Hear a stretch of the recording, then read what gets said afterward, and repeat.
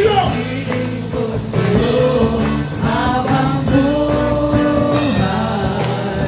Papuri pa. Ibayan mo kapag itaas. Itaas para mapansin ka doon. Kaway-kaway. Habang buhay. Ikaway-kaway. Papuri ka. Habang buhay. Wow! Sa'yo. Habang buhay. Pag-ibig ko. Taysa. Huwag lang din mong kamot sa Ginoo ba? Oh, ibayoy mong kamot. Hallelujah! Habang buhay. Come on, ikaway-kaway. Habang buhay. Oh, maglilingkod sa'yo. Habang buhay. Papuri pagsabay. There was a story. There was this pastor na yun siya, itaas imong kamot. Then because raising up our hands is a sign of surrender. Yeah. Ang kadaugan, usahay, naa sa panahon sa pagtugyan. Basin, sige na lang imong sulbaron nga imo ba? Di na kaya bitaw? Munang iisa na lang imong kamot nga, Lord. Di na nako kaya, ako nang isurrender nimo. Unya na usa ka tao dito, nagdiga-yaga. Ana-ana na siya, pagaling sa ana-ana siya, nagdiga-yaga siya. Pag umagsimba may son, tinuon ni, ang iyang kamot di naman naog. Nahuman na ng simba na gilat. Ano ang isang, basta, di naman naog.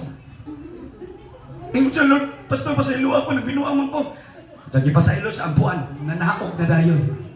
Kaya kini katong pag-isa, wala mo nag-iisa sa tao. Tingnan uray ni Giisa na to ni Ginoo. Yes. Diba? Pag teacher man ko, matawag ay sungalan, Sheila Mibalsomo, para ma-recognize ka, I'm here, present. In the same way, maunay ko sa Ginoo, makitaan ka ba? Isa man tubi akong panalanginan, be? I'm here, Lord. I'm present. Panalangin. Isa gusto panalangin ka. Yes.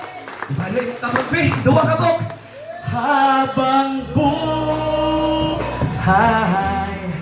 papupuri. Come on, just lift up your hands. Habang buhay. Come on! Maglilingkod. Wow! Habang buhay. Papuri pagsambay.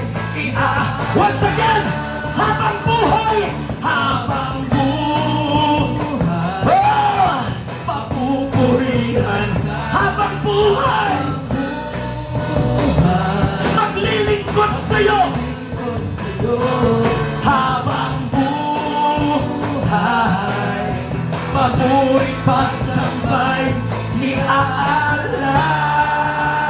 Pagpaka na to ang Diyos.